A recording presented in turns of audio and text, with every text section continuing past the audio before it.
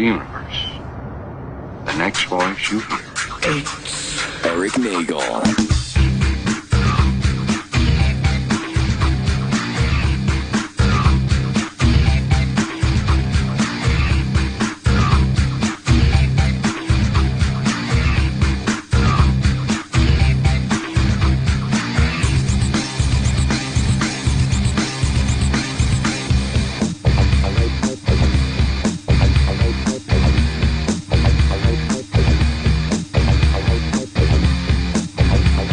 And here we are. It is Erik Nagel, and that is me. Ladies and gentlemen, welcome to the program. The phone number to get in touch with us for all your questions, comments, and concerns, 866-969-1969. That is the phone number. E-Rock Radio on Twitter and Instagram. And as always, joined by my co-host, Matt O.G. Hello, sir. How are you? You can bring that down a little bit there.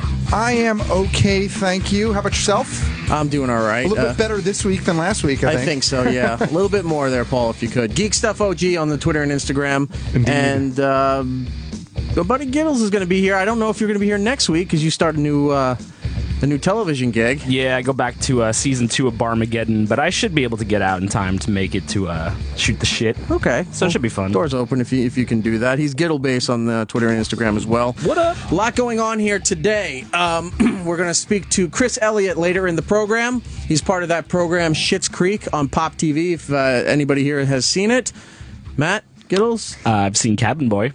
Okay. But I have not seen that. I have not seen that. Well, you two are missing out. No. It's the creation of Eugene Levy, however you want to pronounce it, and his son Dan wrote this, produced this, created this whole thing. They were on the Opie and Jimmy show a few weeks back, and Chris plays the mayor of the town and the namesake for the town. His name is Roland Shit.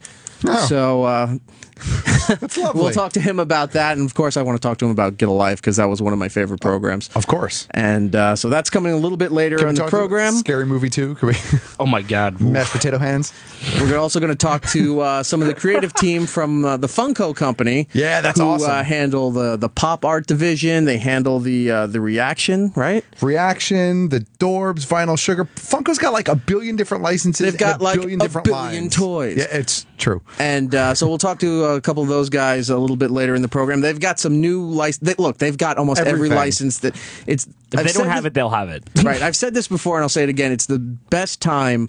If you're a collector of anything, a fan of anything, you can get anything in a Funko Pop figure almost now. Pretty much. So, but they're debuting some new licenses, and we'll talk to them about that. One I'm excited about is Doctor Who. Of course. Tomorrowland. X-Files is another one there. Orphan Black. Right. Oh, Orphan Black, nice. We'll That's get pretty into cool. that in a little bit. And How many do you have to buy of her though? Like, are it's 18 all- different clones it's of her? all her. Oh It's my awesome. god, that's so crazy. here's her in a red shirt, in a blue shirt, in a green shirt, in a leather coat. That's your first 4. I want Yeah. all of them. Yeah, I want all of them too. And then about 7:30 or so, we're going to have a mystery guest, which I'm very excited about.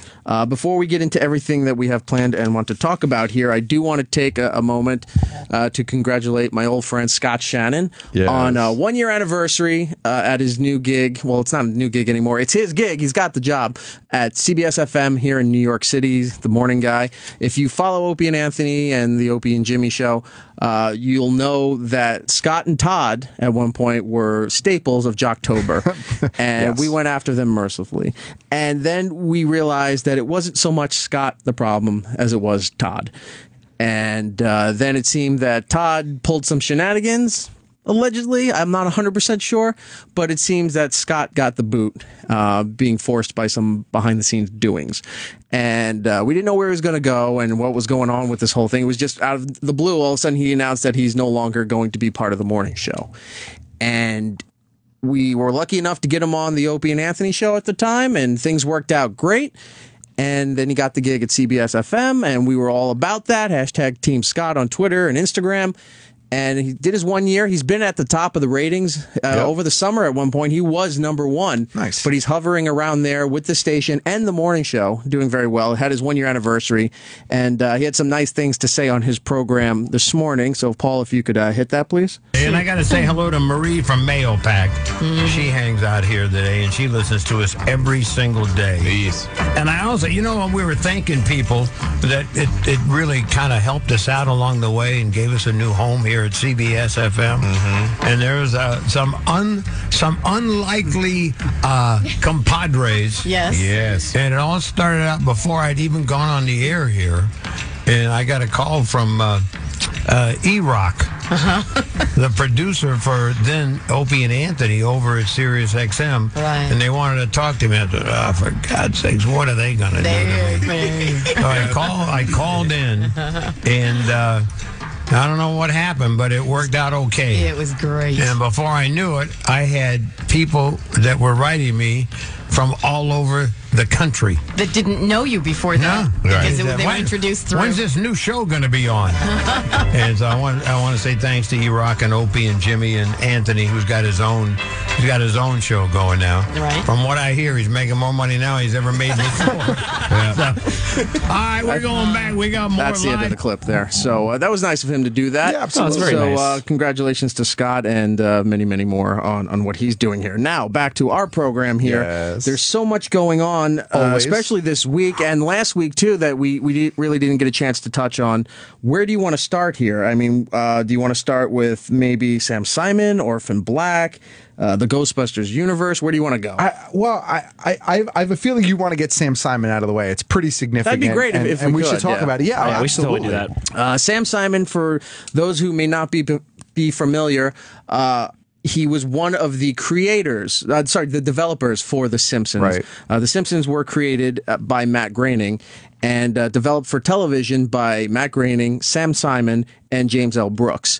Now, Sam and James Brooks have been notorious in the television industry for a whole bunch of different projects. Taxi, Cheers, The Drew Carey Show, It's Gary Shandling Show, Tracy Ullman, which launched The Simpsons at one point, and so many other projects there. And he had been sick for a while. He was diagnosed with cancer and just recently passed away this week. Now, normally when something like this came about, I figured maybe I'll reach out to somebody at The Simpsons to talk about this, but they're all pretty close to this guy, and it's not the right time right now. And we just spoke with Al Jean last week, who was very nice to call in and talk about the passing of Leonard Nimoy. Right. So we figured we'd leave that be for now. Maybe somewhere down the road we'll talk to some people and talk about Sam's life. But this guy had more money than most people would ever see in their life. And was an epic humanitarian. He was a huge philanthropist. Yeah. Right. And what he did was he was really into some of these charity organizations and even started his own, one of them being a service dog charity that was helping out disabled veterans, people who couldn't see and hear and what have you.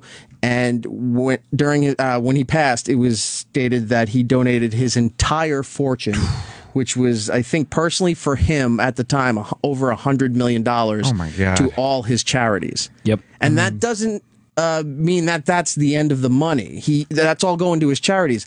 But his estate is still collecting royalties from everything that he had a hand in. Oh, of course. So It'll be collecting forever. Right. So all these charities, and I'm sure he's got it set up in some kind of trust fund or however that works, but all that money he donated, plus what will come from The Simpsons, from Cheers, from Drew Carey, what have you, you never hear anybody doing this. No. It's very rare that you hear somebody with that amount of money being that generous with their time, with their money, and the guy will be missed. And I wrote a nice little thing on Facebook and Twitter and Instagram on the day he died. It's The Simpsons was one of those shows, I know for Giddles as well, was one of those shows that just for some reason stuck out and stuck with me all my life. It totally helped shape my entire view of comedy and just joke telling and sarcasm, without a doubt. And I was realizing this the other day when I was thinking about a lot of things involving The Simpsons. There's so many things as a kid that I discovered that were well known in pop culture, whatever, that I discovered through The Simpsons, like certain songs and movie titles. Oh, and yes, so things much. along those lines there, where now you look back and go, that was the first time I ever heard about that movie, or I heard that song being sung by the characters or played in the thing. I've never heard that song until it was on that show there. So there was a lot of firsts with that show. There's still stuff I just discover on that show that I did not know about. Like the episode where Homer's putting all the ice cream cones on the Amish people's head. Like, I did not know that was a spoof of Witness with Harrison Ford. And I didn't until you just said it. That's what I'm saying. But I found out about that because I was working on Breaking Amish. and that's how I found out. But it's just like, yeah, it's interesting. I don't know. So I only felt it appropriate that one of the best lines that actually became a legitimate word in Webster's dictionary, embiggens, which is something they made up, and it said a noble spirit embiggens the smallest man. That is correct. Which, as we know, is a perfectly cromulent word. Yeah. Right. So I felt that was just the best way to say goodbye to Sam Simon and other people. Some people may think it was in bad taste, but I loved that they were screen capping, when they do the Treehouse of Horror and they have their Halloween names, and it was Sam Sayonara Simon. Yep. So that also seemed fitting as well. So Godspeed to Sam Simon there, and then all the work. I mean, just look at his history. He's touched so many TV projects that probably never would have gotten off the bat if he wasn't a part of it. Well, I think it's kind of interesting too, because with him donating everything to charity and like philanthropy, like when he passed away, it actually kind of mimicked that episode of The Simpsons where Grandpa has to give away all the money and then he gives it all to charity. So it's like, well, he reinvests in the retirement home. Well, yeah, I mean that's charity. No, he gave it back to himself. Now he has a pool table, large screen TV, and they can eat well. But best to Sam Simon. Also, since we're talking to the Funko people, by the way, we have a lot of stuff to give away today. I forgot to mention that. We have, I think we have about 6 Funko Pop vinyl figures. Nice. And we got awesome. a bunch of the reaction figures. Now, if you're not familiar with what this is, if you remember back in the long ago, when Star Wars figures came out, they were in that packet, the black packet that said Kenner. It was the old Kenner packaging and figure designs. Yep. This is sort of a mock-up of that, but they do all these licenses for Back to the Future and Goonies and Pulp Fiction and The Rocketeer has a line. Everything under the sun now. I mean, Funko has all these licenses, and Reaction is starting to take over. Even new things, like Arrow has a whole series of stuff, but I think there was Alien, and there was like Firefly-related stuff, and there was, it's just crazy. It's Terminator. Yes. Yeah. So we have a bunch of those figures that we'll give away to callers as we go. Big Trouble in Little China. Yes. Oh my God, I love Big Trouble in Little China. Speaking of Who doesn't? maybe giving stuff away to callers, let's talk to John in Georgia. John, how are you? Hey, good afternoon to y'all up there. Eric, I had a question for you about The Simpsons. Sure. When you watch The Simpsons, do you fall on the floor laughing and giggling? And does your family look at you like you're crazy? I don't fall on the floor giggling, but there's still a lot of stuff in there that I'll laugh at. And because there's been so many episodes for so many years, sometimes I'll notice things that I didn't notice the first time, and I go, oh my God, that is really funny. But more times than not, it's usually in the first 12 seasons, I'll know the dialogue before they say it. So I'll sit there and I'll just start spewing out the lines before it shows up on the TV, annoying anybody who happens to be around me. Okay, well, I don't get to see the reruns that often, but usually my wife says she has to put the paramedics on standby before I go into such laughing fits, because I get the gags that they do. Well, sir, if you don't get to see the reruns, let me tell you about a channel called FXX. That's right. Oh, man. They do these little mini marathons every day of the week except Wednesdays and Sundays. And Wednesday is slowly becoming the worst day of the week for me, because at about 6 or 7 o'clock, that's all I'm watching until I just fall check asleep. out. Nonstop, even though I've seen it a million times. And have all the DVDs. Last night was a Silent Bob marathon. Nice. Not Silent Bob, sorry, Sideshow Bob. Sideshow Bob. I know Sideshow what you Bob meant, marathon. We know what you meant, yeah. And you should definitely see if your cable provider or satellite provider has FXX, and you should add that to your favorites. Thank you very much for your time. No problem, John. Take care. And they're still screening the other calls there. So Sam Simon, rest in peace. Ghostbusters. Yes. This was some big news, and a lot of people are on the fence with this. It's confusing news. It's all over the place. So I guess a couple weeks ago we got confirmation that the Ghostbusters movie is moving forward with that all-female cast, right? It's kind of like a reboot of the franchise, sort of. But then earlier this week, or late last week, we hear that not only is there a new Ghostbusters movie, but they're actually developing essentially Ghostbusters universe. Yeah. So multiple movies within the same universe. This would be a male-driven cast. Do you think What a change. Do you think they came up with this because of all the I don't want to say outrage, but from maybe some of the backlash because they were doing an all-female cast of Ghostbusters? No, I don't think so. I have a feeling that this was in the works, because if this wasn't in the works, I doubt that they would announce this that quickly after that backlash. Yeah. I think maybe this is why it took so long to get anything going forward. Maybe they were trying to develop too many things at once. I think it's interesting to talk about a little bit of who's involved. Channing Tatum is one of the people that's been potentially tied to it. I heard about that. As well as Chris Pratt, which I guess he's going to be in everything now. And I love Chris Pratt. Don't get me wrong. Like, awesome He's gonna actor, be in everything, right? though. But he's going to be in everything, right? And then the Russo brothers have been tapped, I think, to help develop the film as well. With Dan Aykroyd. Correct. Who's overseeing a lot of this as well. And then in an interview today or yesterday, Paul Feig, who's directing the all-female version, was like, yeah, I didn't know, or it's like, it has nothing to do with my movie. They're not going to cross over. Like, I They're think not going to cross the beams? Yeah, I think his quote was something about, like, who knew there were so many beams. Shut up, Never I crossed fucked the it up. streams. What did you do, Giddles? He said something about, like, he didn't realize there were so many ghosts to bust. I mean, I guess if you think about it, right? If the ghosts are getting out all over the world, why not franchise out the Ghostbusters? One in LA, one in New York. They're not just going to be hanging out in New York. I mean, I know That's it's a what I'm great place to live, but It I mean, if you're a is. ghost, I figured you'd travel and not have to take the subway. That's right. So I guess if that's what they're going to do, like different major metropolitan areas around the globe, that could be cool. It could be interesting. I think it's overkill personally, but I think it could be overkill. could be interesting. Did they say, I'm trying to remember, when they announced the girl team for Ghostbusters, did they say it was still going to be in New York, or are they somewhere else? I don't think they gave that much information, but I think it's going to be in New York. I'm pretty positive that. So they're going to have the girls in New York and maybe do the guys in a different city? That's what I think. Because I can't imagine having two teams in New York. Right. That would definitely seem like overkill. But what else would they do? All right, so now you have a girls team and a guys team. Yeah. What Send the else? girls team to Detroit. What else would you do? Where else do you branch off? Like, at least with the Marvel Cinematic Universe, you've got the Avengers, but it's all a bunch of different characters grouped together, and they can all stand alone as they've proven. What are you doing? You have two teams. Now, what else? What else is in this universe? There is no branching off. It's all it's going to be is just a different dynamic with the same overall plot line. That's what my concern is, because how different can you make multiple movies about ghost busting? I mean, That's two the wasn't verb. even that much different than the first. I mean, it was different, but it wasn't that much. But I mean, two it's was still, at least interesting because Yeah. it was a continuation of those characters and the relationships, and then they had the ghost busting stuff inside. But like now you have this reboot or whatever, this continuation, and then you're gonna have two teams. It's at least with the Marvel universe, each character is very different. The tone of the films, unless the tones are gonna be different, maybe the male one's gonna be like hardcore horror. I don't know. It's like, how are you gonna? It seems odd to me. It seems like a really weird choice to me. I just don't know I if don't two agree. teams is enough to have a universe. Like, I'm trying to think who has another spinoff. Well, Janine and all right. Lewis are going to have a Well, spinoff too. They're gonna or- have human busters and it's gonna be a Well- bunch of ghosts trying to kill people. Well, you're limiting your That's thinking. what they to, do in the regular movies. I know.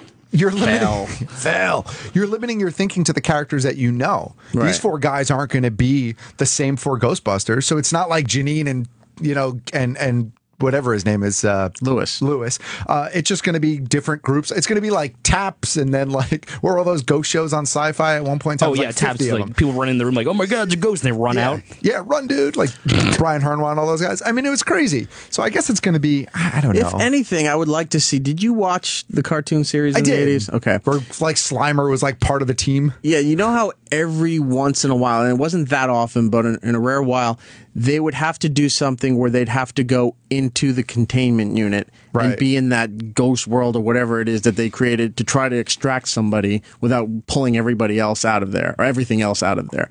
That I could see as a different, It could certainly movie where be they a storyline, yeah. somebody's lost in there or they're trying to, pull somebody's soul or a ghost or something out of there. I'm excited for it. Look, call me chauvinistic, but I'm happy that there's going to be an all-male team again because I really was not thinking this female team is going to be any good, and I just don't know where else they can go with this universe. Okay, so currently what we know is, or what we think we know is that there's 4 movies planned. There's the all-female one, the all-male one. Then the rumors that there's going to be a crossover, which is interesting, I guess. And then there's a prequel that they're apparently working on, too. A prequel to the original one. But that makes no sense. That makes no sense because they were the original Ghostbusters. Right, like how no prequel? I don't get that. Like, that makes me angry because I thought about saying I was like, oh, maybe it'll be a prequel, but then it didn't make sense in my head. It's gonna just be like young Venkman, like because half the original movie they weren't Ghostbusters. Yeah, they were just scientists. It's gonna be Venkman with his grandma in a jar, just like hanging out. Like, all right. I mean, unless it's some sort of like heavy like demonology, like someone like studying up on Zool or like Gozer the Gozerian or some crazy shit. I just don't know where you go with this prequel to this. I want to go to Mark, has some info on Dan Aykroyd. Mark, how are you? Good. Dan Aykroyd, he spoke about this on Unmasked with Ron Bennington, and he said that it's going to be a parallel universe between the women and the men, and they'll never cross over, is what he said then. And he also said he had a third one already written that he hadn't done, but he didn't speak about Chris Pratt or anything like that. But he said that they would never cross over with each other. Well, that Unmasked was done, I think, maybe 3 weeks ago now, 2 to 3 weeks ago. Could that much have changed since, I mean, maybe that's honestly what he knew at the time. Maybe he wasn't allowed to say anything. Also, they hadn't announced this universe at that point. So correct. Either he was being misleading or things have changed in the last few weeks. But it's all up in the air because even the director of the all-female one is like, I had no idea what the hell you're talking about. Like, it's so how is there even be a crossover that he doesn't even know about it?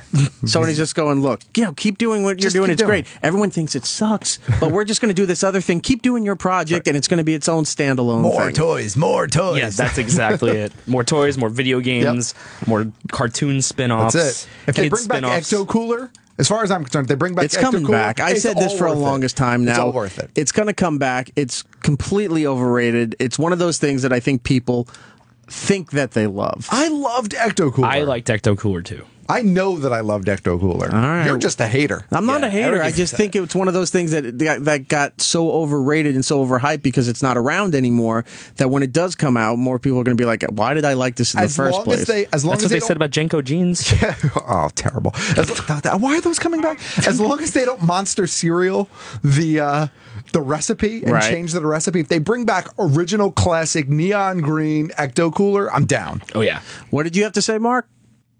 Oh, I'm just not looking forward to Jenny McCarthy, or not Jenny McCarthy, but Melissa McCarthy. Oh, I like Melissa McCarthy. I don't like any of her movies. I don't think they're that funny, and it's just this whole thing just seems forced to me. But hey, I love your show. I wish you were on 5 days a week. This is an awesome show. I do too, but unfortunately, I don't see that happening anytime soon. But thank you for your support. We do thank you for your support, Mark. If I put you on hold. The guys in the back, just get his name and address, and we'll send you something from Funko, okay? Oh, thank you so much. I appreciate that. Thank you, guys. No problem. I think we have we have a couple Ghostbusters from the Vinyl Pop. So there you go. There you go. I'll hook him up with something there. Let's go out to my old hometown, Long Island. Okay. Austin, how are you? Despite what Sam says, I'm not from Florida. On the 2 hours and all that good shit. Thanks, man. Thank you. Quick question. One of my favorite things you do is you get the guests from the O&J show, I guess, to sign the printout to the Simpsons pictures that the episodes that they were in. Right. How long have you been doing that? And is there anybody that you missed that you wish you thought about that idea sooner? Yeah, I wish I started that back when we were at XM. Cool. Only because I would have had a lot more for my collection, but I think I started it in 2007 when the movie came out. We had the directors, developers, creators of The Simpsons on the Opie and Anthony show at the time, and I think from there on is when I started doing that. As far as people that I wish I had stuff signed, yeah, there's a couple. I know there's one. Somebody recently passed, and I was just like, damn, I should have thought of it last time, but I didn't. I'll think about that, and then I'll bring it up next week on the show.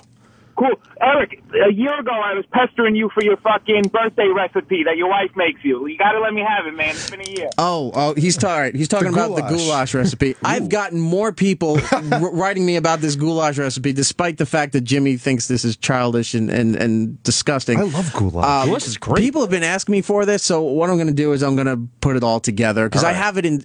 You know how old cookbooks are? They're all notes and scraps and stuff. I'll write the whole thing out and then I'll post it so everybody can. This should be the first entry in the consumer cookbook. This is what I'm thinking. Yeah, that's what we're talking about. Cookbook.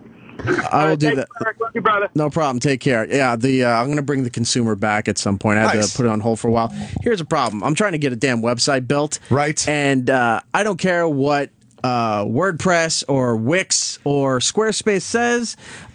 Yes, it's easy to drag and drop applications on this thing, but then to host it and get the it's just time consuming, and some of this stuff's a little bit out of my grasp. So I'm trying to get this thing built. I'm trying to find somebody that's reliable to get this thing built. So once it's up, we'll have the consumer stuff will be back. We'll have stuff for the show, all this fun stuff. Awesome. Fun. So that's where I sit on You a should daily curate basis. all your signed Simpsons pictures on the website. Have like the Eric Hall of Fame of all of your signed Simpsons. Nice. No, maybe. I don't know.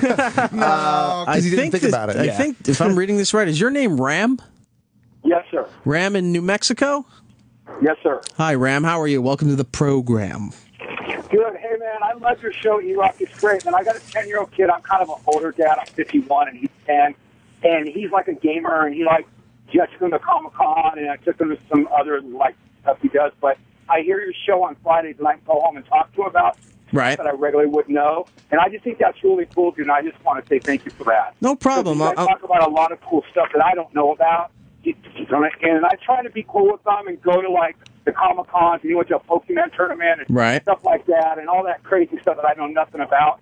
So I just want to say thanks, dude. Your show is great, and I really appreciate it. Well, no problem. I'm glad we're on the same wavelength as a 10-year-old. But also, I want to point out. I didn't mean that. No, I know. I take that as a compliment. But also, I want to point out to you, sir, if this is helping you bridge some kind of gap and bond with your kid, all the better, and I'm glad it's helping. I do want to point out, though, if you start going to conventions, like you said, the Pokemon thing and other stuff, and you're enjoying it, that's great. But if you start going to a convention called Brony by yourself, you should be shot. Hey, you know what? The damn Comic-Cons, I spend more money on stuff for me than him. Good. That's the way it should be. Take him to Toys R Us, get him the current stuff, and then you go to the cons and get all the good stuff for yourself. I started collecting Hot Wheels like a moron. Yeah, the days of treasure hunter values is long gone, sir. Can I take a quick sidestep down the Brony path for just a quick second? Okay, as long as it's fabulous. So there's this line of toys that came out now. They're called the Four Horses of the Apocalypse. And the first one is a Cthulhu-based horse. It is awesome. That sounds kind of interesting. It's awesome. Totally get that. So, cheap plug here, but if you go to my Instagram feed, there's a picture of it. It's called Maddie, and she's the Cthulhu of the Four Horses of the Apocalypse. It's a fantastic line. I would be a brony if they all looked like that. I'm just saying. That's What is wrong with you? Only if they were all apocalyptic themed. There's a war. There's a famine. I would totally dress up like Cthulhu and go to a thing. I mean, that's Cthulhu is one thing. A My Little Pony version of Cthulhu. I'm telling you, man, she's cool looking, dude. They make Pull the picture of this. They make a Doctor Who My Little Pony, and I will not buy it, despite being a huge fan. No, I won't. Yeah, you will. No, I won't. I've seen it many times. It looks hideous. Well, I know what you're getting for your birthday next year. I'm never talking to you again. But it is made by our fond friends at Funko. So go out and get it for yourself. I'm choosing not to. Yeah, dude, it's Cthulhu's head with wings on a pony body. It's awesome. I think it's awesome. Here, and these are. I can't see this. This is the rest of them. That's the rest of the line. I don't know. In a cool. I don't know. I think they're kind of cool. It's interesting. They're not Rainbow It sounded Dash. cooler in my head than when I saw it, but it is pretty interesting. Oh, look at that. There we go. They're not Rainbow Dash. I'm just saying I think they're cool. It's not. Who's the one on the Pinkie right? Pie? Like Boney? Like what's on that That's one? Death. All right. Oh, that's that Death. would be Death. Enough talking about My Little Pony. Who gives a shit? Brian in California, how are you, my friend? Good. How are you? Good. What's going on? Hey, so I kind of I'm a huge Ghostbusters fan, and I kind of was just wondering if you guys knew if Dan Aykroyd was actually writing for the all-female cast. No, I don't think he is. I don't think he has anything to do with that. It was announced as a separate project for Sony, but he does seem to have pretty much, I guess, almost a 50-50 control in the cinematic universe with Sony. Yeah, I think he's got some sort of creative director role, which is kind of like, hey, what do you think about this? You don't like it? Yeah, we're going to do it anyway. I think it's kind of one of, and sadly, I think it's one of those roles. Yeah, that's a bummer. Yeah. Do you think there'll be a lot of his glowing skull vodka product placement in these movies? Quite possibly. That's what I was thinking. Quite possibly. Brian, I'm going to put you on hold. I'm going to hook you up with one of the Funko things. All right, I'll give you the other Ghostbuster figure, like flying off the shelves in a liquor store. Yeah, no problem. That's Brian on line 5. Get his info if you could. Indy comes out. He's like, I thought I stopped this. Let's see. Let's go to Ken in Maryland. Wants to talk about Loot Crate. Ken, how are you? Hey, good, man. Opie did a read one time, and you said He does many reads, sir. Well, that's true, but you get a box every month, and you don't know what's in it until you get it? Right. Yes. What was that? That's Loot Crate. Oh, you both said it at the same time. What was that? I'm thinking he's going with something here. I'm treading lightly, but the product. No, I'm not. I promise. The product is called Loot Crate. Loot Crate. Okay. And then you just go. Is that the website? LootCrate.com/Opie and use the promo code Opie and you'll save $3. Okay, cool, man. Thanks there you go. They're not even advertising this week, but they got a free plug. Hope the code works. Let's see. Let's go. We got to take a break in a moment because our mystery guest is here. I wonder who it is. John in Massachusetts. John. E-Rock, what's happening, my man? How are you? Good. How are you? Good. Question. Child of the 80s, like the Opster. Bought a shit ton of baseball playing cards and stuff because it was so, like, that's going to be your kids' college funds, etc. Right. I have a ton of Star Wars cards that I was just a fan that I bought because they came out at the time. Right.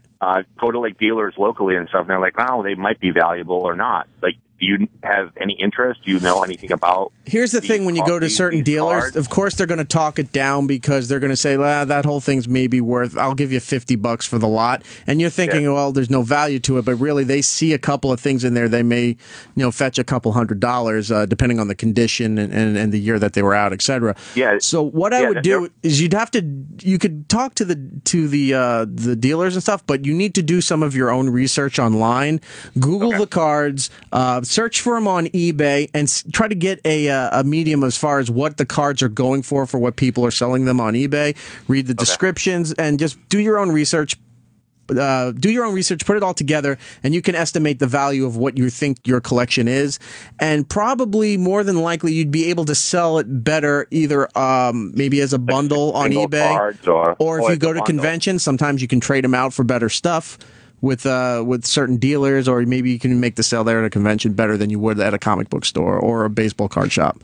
If you're selling them on eBay, don't do single cards. Do a bundle. That's why I said do a bundle, Yeah, they're not, because what I have isn't like a set or anything. It was just as a kid collecting them, throw them in a shoebox. Then once you get out of that shoebox, I'm like, all right, I'm going to put them in little plastic folders, and they might be something worth. I was just going to say that. How do you have them stored right now? No, they're in plastic folders, and they should be in, I would say, not mint condition, but they're probably as good as you can for cards of the early 80s. Yeah, I would say very good. You know what I mean? No tape and no rubber bands. That's right. No, not at all.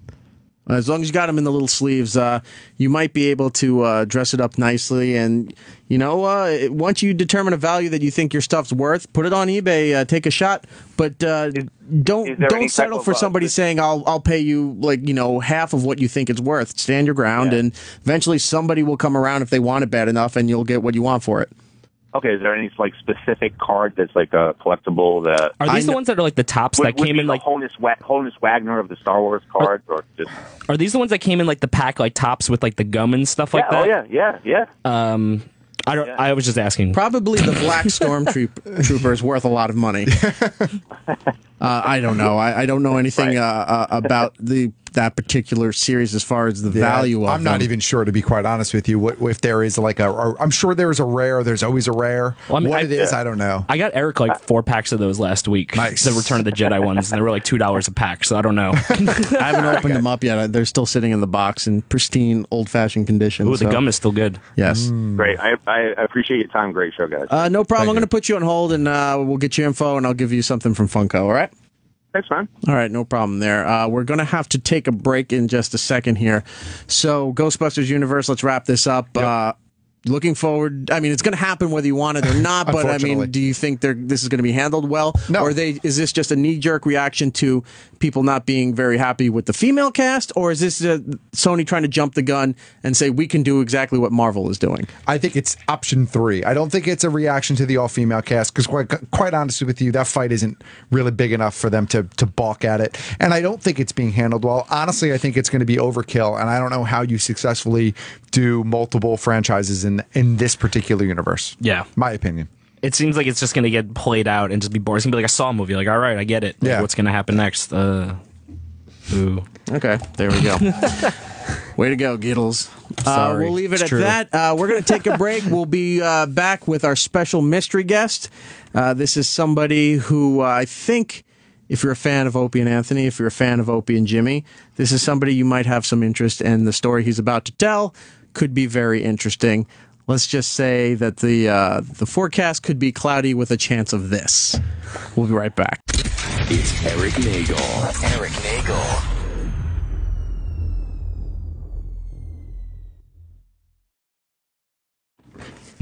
No rejoiner, Paul? Nah. Oh, man, he just wants to hear weird conversation. That was just the sweeper. No bed? Nothing? We don't need it. Oh, We're better Paul. than that. It's not in the cart loader. No. I showed him last week. There's a rejoin folder with all the music and stuff. Okay, we're back. It's Erik Nagel. The Gareth Edwards now. 866-969-1969 is the phone number.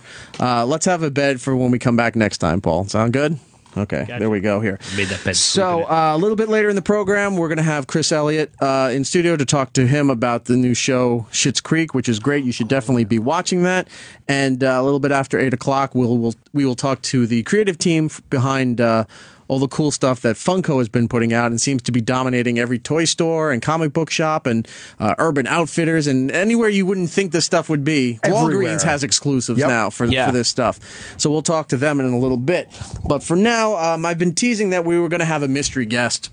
You have. And it is that time. The guest is here. I've been talking to this gentleman on and off for a little bit, and he's got a story to tell, and he's, in a weird way, been a part of the Opie and Anthony and Opie and Jimmy history.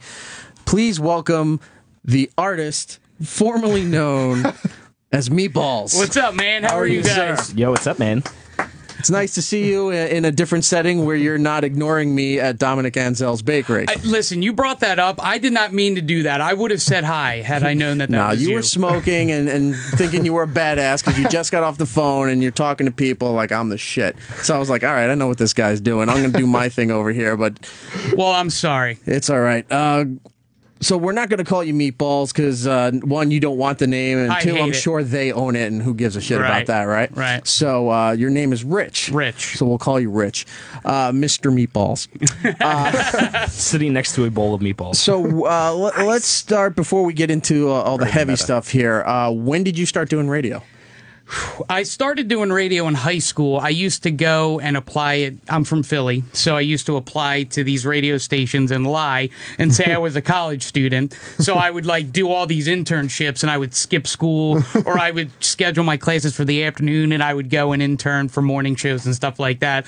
So I've been doing radio. My first gig, I was 17, and I did opera and jazz on the NPR affiliate WRTI overnight in Philadelphia. That's awesome. And then, of course, we had to fundraise overnight. Right. So I had to be like, wow, that was great. You know, how about that opera album? How about we donate $300? It was like, and you're going to tie in a toaster. See some jazz hands. And I got fired because I couldn't raise money overnight playing opera. Like, go figure. So that was my That's first. the audience. That was my first radio gig. Well, had you listened to what the consultant told you, you would have been a success. Yes. That seems to be the way terrestrial goes nowadays. So you get fired from this job, and where do you go? Danny Bonaducci, when he was on WISP. In Philly, In Philadelphia. And then I started out as an intern because I actually was in my first year of college at that time. And then, I started doing crazy stuff with him, and Gibbons is the guy, I guess. And then I started, going out and, like I said, interning at all these places. Got on CHIO on 96.5 there for a little bit. And then I went through school. And then I moved to Missouri, which was hell. Oh, sorry. I'm sorry. Listen, no, for the people who live in Missouri that are listening, you're great, but it's just not for me.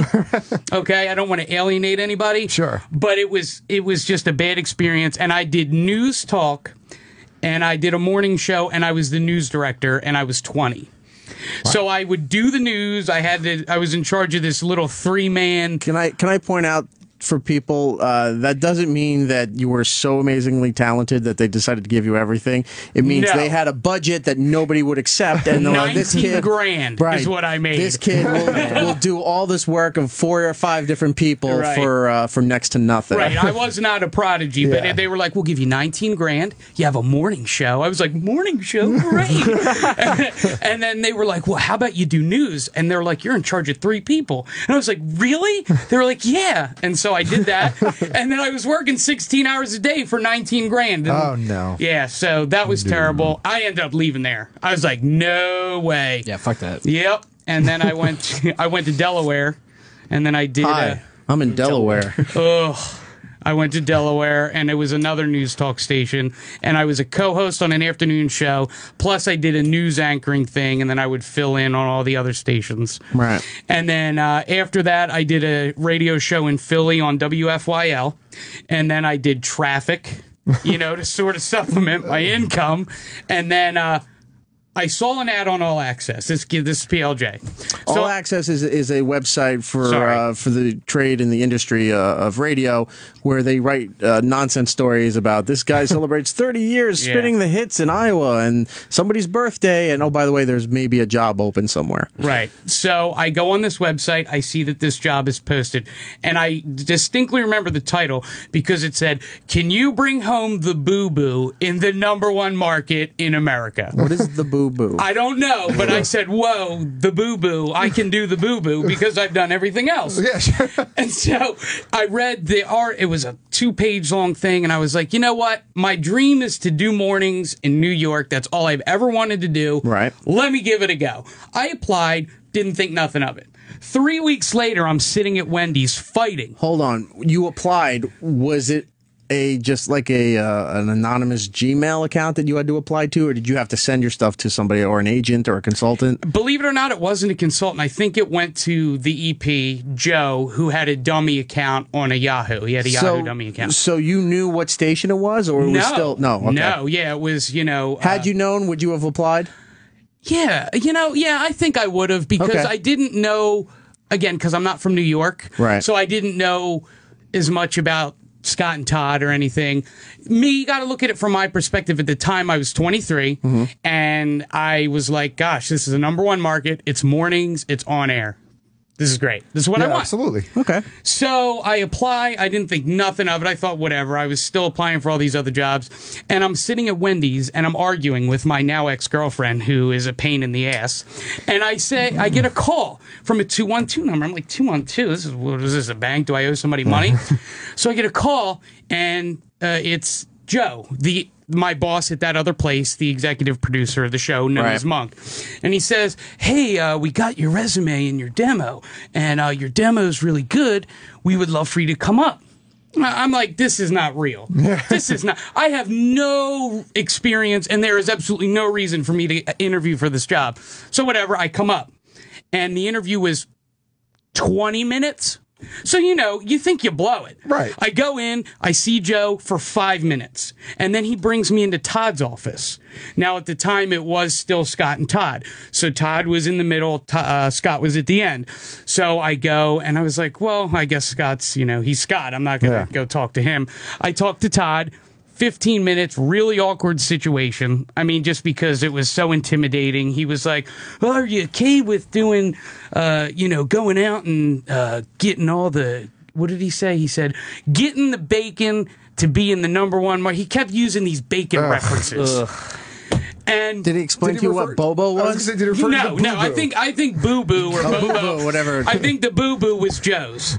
Okay. So, and I wish I printed out that ad. It's funny, but nonetheless. So I go, and I think I totally blow the interview. You know, because they were like, "Oh, this is great. Thanks a lot. Great." I'm on the train home.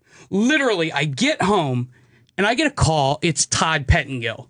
I'm like, this is ridiculous. I'm like, come on, man. What is somebody playing a joke on me? Somebody's like, haha, let's mess with the fat kid, play a joke on him, right? So I answered the phone. He goes, we would love to offer you the job. I was like, the job? What do you mean the job? The one I just came up and interviewed for a job, or like a coffee job? What are you talking about? And he goes, no, we want you to be the street reporter. It's like the quote unquote fourth mic kind of thing, which... All right, at this point, did they say everything but Stunt Boy? Everything but Stunt Boy, and no mention of the name. Right. And they this is what they pitched to me, and this is verbatim. We want to change and revolutionize morning radio in the #1 market. Oh, we know. You heard that intro. You heard the intro. And he said... These battle-tested microphones. Tool. I wish you could have seen our faces when that was playing, because everyone was so like. Hold on. Let me ask. I know we're jumping the gun here. Yeah, sorry. That morning when he brought that in, because I want to get back into that a little bit later. Okay. That morning when he brought it in, nobody knew about it, right? Not one person. Okay. He brought it in and said, "Play this at the top of the hour, right after the ID thing," right? He was notorious for doing that because he would do all the parodies at home in his home studio, the fake phone scams that he would spend hours editing and re-editing, poorly, by the way. They're real. I'm kidding. Go ahead. And they're really badly edited, doing all that stuff, but nobody else was allowed to see or preview this stuff. It was he would hand it in, play it, and it would go as is. It's just him and Monk. Okay. They knew everything that was... we had no idea. All right, so back to your thing. I'm backtracking, or jumping the gun. So they said to me, they were like, we're going to revolutionize radio. This is what it's going to be like. Imagine Saturday Night Live on the radio. We hired you not because you're the most experienced, but because you're great on the air. You have a lot of talent. You know, you sound good, blah, blah. They made me feel wonderful. Yeah. So they say, it's like Saturday Night Live. Come in every day with some ideas. Come in with some content. Come in with some audio. And it's just going to be an ensemble. And I was like, this is great. Yeah, it sounds like a dream job. I almost fainted. This is what I've been waiting for. I'm 23. I went from Philadelphia to New York mornings. And oddly enough, it was still $19,000. No, I made good money. I mean, $25,000. It was 20 now. Over 2 years. Plus a Metro card. Hey-o. And all the responsibility you can handle. No, I mean, and that's how they sold it to us. Right. And I mean, they were like, this is great. So they... Did you find out at some point, was this the same pitch they gave the other people that they hired? Sort of. Okay, because this is the people that they hired. They hired Annie, right? The girl who, I don't know what she does now. By the way, I found some photos of her in a bathing suit. Did you see that? Nice. Annie is hot. I'll post that on Twitter in a little bit, but continue. So there's Annie. And she was sort of told that she is that younger female that relates to everybody in the market, you know, that can relate, you know, the girl power. And then Fitz was hired as, you're going to run the board and you're going to do all this stuff. And, you know, so we were all basically sold our dream for what we did. Right. You know, Fitz is really good at production stuff, so he was going to be this. And, you know, I don't know exactly what they were told, you know, so I don't want to speculate for them, but I do know that what we were pitched when we were all together was, this is going to be Saturday Night Live. You all bring in your stuff. And that's what we did at first. Right. And then... You that all know, changed fast. Changed very fast. Okay, so they tell you this. Do you start to get the feeling at some point that they really didn't check out your material? That it was more of this guy, they had a vibe from interviewing you and a look that like this guy could, you know, go out on the street and be a nuisance to people rather than you're good on the air? Well, again, I mean, maybe I would think now that I think when it comes to, you know, what eventually they named me and all that. I mean, if you really listen to I'm not, you know, a Scott Shannon on the air. I mean, I don't have the experience. I don't know, whatever. Thanks. But I mean, I'm not terrible. Right. And so I figured that they really were genuine. They liked what I had to do. They mentioned nothing about, you know, what's the other guy at Z100? Elvis Duran. Yeah, no, the Greg T, the frat boy. They didn't mention anything kind of like that. You know, but I figured maybe that's what I'm going to do. Right. Whatever. I didn't care. I just wanted to be on and do our Saturday Night Live show, you know? So then they stick us at CBS. on 10th Avenue, which is nowhere near where the station is. And it's not part of the same company. Not part of the same company. And we're there for a month and a half. We see nobody. I worked at that office. It's in the middle of nowhere. We're not talked about. We are like in the ground. Nobody at PLJ knows about us, and it was crazy. Right. So I was like starting to, is this really Like actually happening? At this point, they still haven't gotten everything 100% to kind of push Scott out the door. There was this was, I guess, the Todd Show, maybe. Coming. Right. Hopefully it happens, kind of a thing. And we just kind of pulled audio and came up with ideas, and then Todd would visit us once or twice a week, and then Monk or Cooper or whoever else would come and visit us for an hour a day. And we just kind of were sitting there collecting money, which I was fine with. Sure. But I wanted to, get on the air and start doing stuff. Right. So now you told this one thing, but you're hired. Okay. Okay. You're sitting in the office for about a month. Yeah. All right. And then the debut, was it a month till the announcement that Scott was leaving, or a month till the debut of you guys starting? I mean, are you saying, did I know Scott was leaving? No. I'm saying the month that you were stuck in CBS. Yeah. Was it from when you were hired to Scott leaving, or is it from when you were hired to the debut of the Todd Show?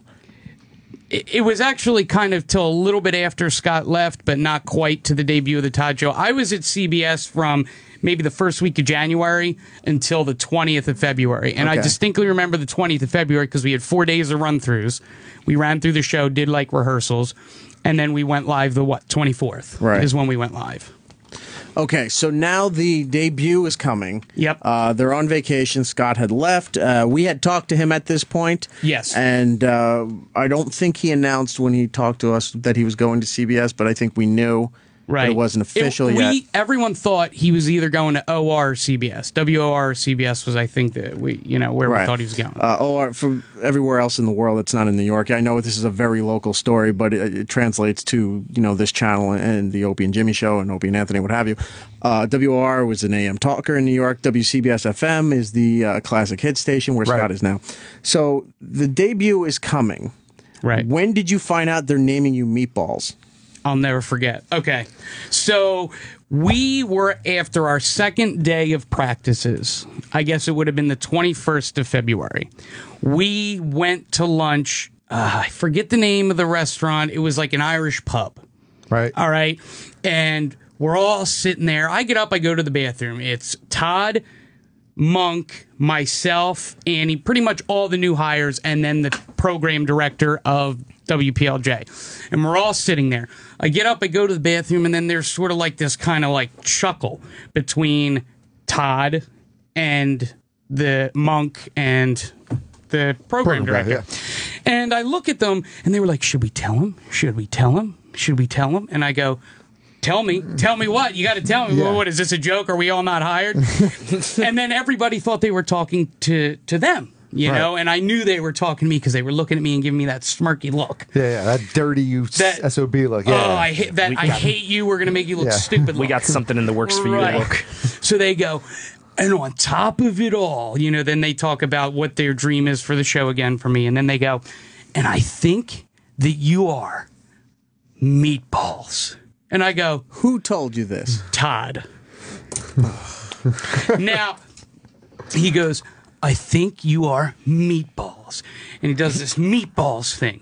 And then Joe starts laughing. And it was one of those things where it was really awkward. So pretend, if something really awkward happened and all of us are sort of like, Can I point out this there? He's thinking it's a cute hack radio name. I hated it. Right. Obviously you hated it, but, and this isn't a shot at you, but you're not the most svelte person. No, I never pretended to be. Did you realize that this was his fat joke? Of course. I'm not dumb. Not dumb. We've all been called Meatball at some point. I don't know.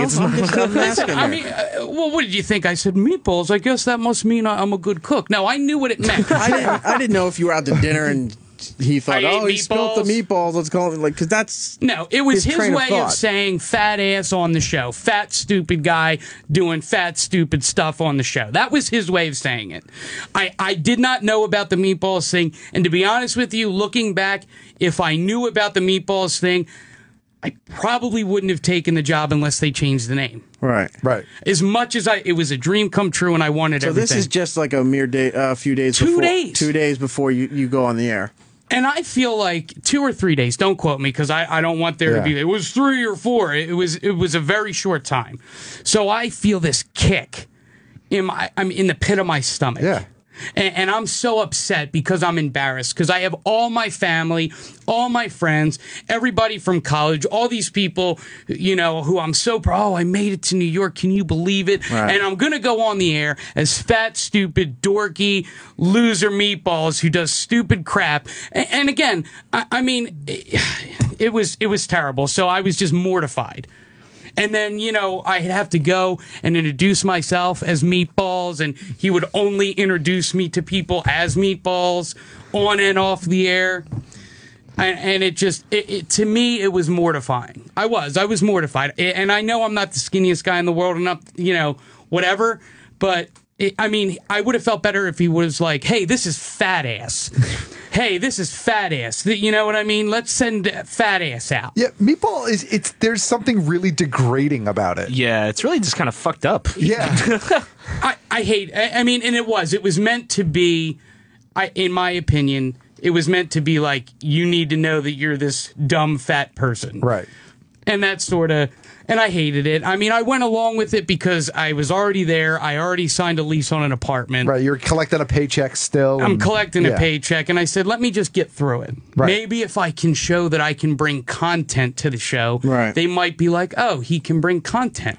Because half the stuff I did, I can do more than go out and take my shirt off and stand in front of Robin Thicke and say, leave Paula Patton alone. Right. Or stand there at the Dominique Ansel and scream. Whatever. It's fine. I mean, that's just what it was. Okay. The night before this is all going on, all this is through your head. What do you expect that you're going to be doing the next day? Are you okay? The night before, I can't imagine that you're sleeping. I mean, this is a great opportunity, despite the the shitty moniker that they're giving you. But you're in New York City and on a station that's been around this city for 40, 50 years. It was weird. It was a double-edged sword. The night before the show premiered, like I said, I didn't sleep. I was getting up at 1:50 anyway because I had to take the subway in and I had to be there at 2:30, and we had to be there early, cutting up all this audio. I was like happy and sad because I was like, I'm so grateful. And despite everything, I'm still very grateful to Todd and people at PLJ and John Fox and Monk and all these people, because whether they just thought I was a dumb fat ass or not, they still gave me a chance. Mm-hmm. And guess what? That looks great on a resume. I don't care. Yeah. So thank you. So I was conflicted. I was like, wow, they believe in me. Maybe they like what I can do or not. Right, I'm a fat ass idiot, or they think I'm talented, I guess. And I just put it behind me. I talked to my mom. I was near tears. It was like 12:30. I had to go to work in like an hour and 10 minutes. And she's like, dude, you're 23. This isn't your final career stop. Just do it. Grin and bear it. And every day, man, I mean, I rolled out of there at 10:30 just so I didn't want to be around it. And I just went out and, I came up with segments, and then, most of them were shot down, or, and then they would be like, well, why don't you go to the Pampers Festival? And, so then I would go do stuff like that. Okay. Show debuting that morning, you said nobody was aware that he had that intro. Maybe Monk was. I don't want to say that. I'm sure Monk was. I'll say the rest of you doesn't Correct. seem to be aware. So you're all in studio, right? Mm-hmm. 6 a.m. hits, Legal ID hits. That abomination comes on. Tell me, you're reading the room. What are you seeing? Okay, I am speechless. My mouth is sort of open. And again, I don't want to give the opinion or give off to my new boss that I think this is ridiculous. So it was that uncomfortable feeling. Yeah.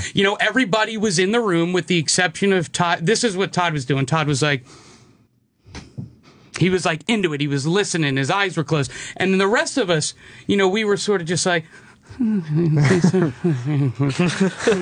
boss is a douchebag. And what did I do? Because it was, what was it, 2 minutes? Yeah, Something? it was about 2 minutes, yeah. You know, and I mean, my friend texted me who was listening, and he said, "Are you serious? Are you effing serious?" is what he said. And then he blocked you. No, but I mean, I just was... Only your intro is longer, Eric. Well, that was a retrospective of everything on the channel. I wasn't saying how great I am for 2 minutes. Although now, next week... It was bizarre because, again, it's one of those things where you're conflicted. Do you alienate your new boss and all of your coworkers by saying, "Hey, that was ridiculous"? Or do you kind of just go, "All right, you know, sort of like the Meatballs thing, I'm grateful." And I always took that approach. Even when I got angry, I always went, "You know what? Todd Pettengill did something for me no one else in the world did. I'm just going to shut my mouth and be grateful." Okay. That whole uncomfortableness goes on. Then after that, I remember he introduces very quickly everybody that's new on the staff because, you know, God forbid you don't hit traffic in music and play. I think at that point he was playing a phone scam every hour and 4 songs an hour and talking. And to jump ahead a tiny bit, within maybe 2 months, all of a sudden, 6 songs an hour, almost 7, 8. And it's like, wow, they really lost confidence in him trying to hold a long-form conversation like we're doing here. I can give you the progression. And he punches out on a funny. Or his funny. Can I? Okay. This was imperative. This was the most important formula. So, for example, and it's going to be terrible, I'm going to say it right now. Say something to me. How's the weather today? Well, the weather doesn't look as ugly as your face. And then and he would go like this. And he would, you know, punch, punch, punch. Yeah. You know, and we would never know when it was coming. And so you guys are thinking you're going to have some kind of conversation and try to build some momentum and develop something of context, and he just punches out because he thought he got the laugh. Sort of. And then you're right, it was a phone scam every hour for the first 6 weeks. Yeah. Then it went to every other hour. We started with 4 songs an hour. A month later, we went to 6. And then by the 3rd month, we were at 8 or 9 songs an hour with a phone scam at 7:30 in the morning. So he's talking maybe, I would say barely 10 minutes. I think because I'm telling you, he you're made me also factoring record commercials too. So I'm thinking he did maybe 10 minutes of talking. It was 15 minutes and 23 seconds because I remember I had to record it one day, cut out all of his commercials and songs, and then save it for him and give it to him to listen to on the car ride home. So, I mean, that was sort of towards the beginning, so maybe it was less around the 4th or 5th month, but it was about 15 minutes an hour, if that. Wow, that's crazy. If that, yep. So, okay, so the first show comes and goes, it's done.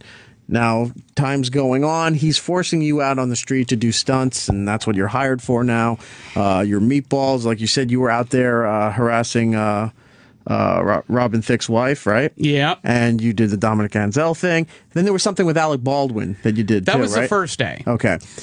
So how much pressure was he putting on you to have something every single day? Oh, I had to have something every day or I was fired. All right.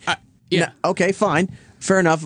But did he also ever encourage anything you were doing? Or is no matter how it translated on the air, it was always bad and it was your fault? I remember, this is strictly my interpretation. Let me just say this before any further, so there's no problems here. I felt that he wanted another Brad Blanks. Okay. I am not Brad Blanks. All right. I don't have that same style. And hold on, for those who don't know, Brad Blanks is he's an Australian guy who used to be part of Scott and Todd. He's now with Scott at CBS. He very personable guy, very funny guy, nice guy, and he has the amazing ability to be on every major red carpet and gets all these major celebrity interviews. He's just one of those dudes that knows everybody and gets into every party, everything that's going on. And you can always go to him and like, oh, the Oscars was last night. Oh, Brad's got George Clooney and all these other people. You're like, holy shit, how did the hell did this guy get it? But that's what this guy did. So he's expecting you to have that same kind of access. And I don't even know if it was the access, but I think, and again, for those of you who aren't familiar, Brad Blanks would interview big stars like Erik said, but it would be awkward interviews. So it'd be like, your hair is nice today. And it would just be really weird. And it would be funny. It would come across funny because of the timing. Okay. And I guess he sort of wanted that, but then I would get pulled into his office and he would say that he doesn't want that. And then I would bring in something that's me. And then he would say, that's terrible.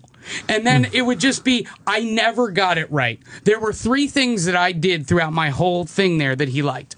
One was when I was with this artist who was in Brooklyn, and he was doing a performance piece. And the performance piece, he got mad because I asked him, they were living on the hamster wheel. Do you remember that? Right. Yeah. They were living on a hamster wheel, and I asked the guy at the top if he shit on his friend at the bottom. just to be funny, whatever was stupid. He flips out. He liked that.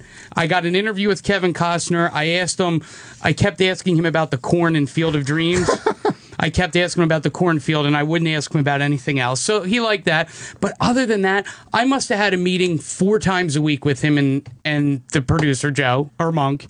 And it just seemed that maybe I just didn't grip, because I'm not Meatballs. Right. I don't think like that. When he says bring me content, I think, okay, if it's Tribeca, I'll go and I'll try to get, Kevin Costner or something. I'll do some funny questions, but I'm not going to, I'm just not that kind of person. I'm not gonna, be like, hey, how you doing with your haircuts? Or, that's just not me. Yeah, you'd rather do like an actual question than a shtick. I can be funny, but I'm just not.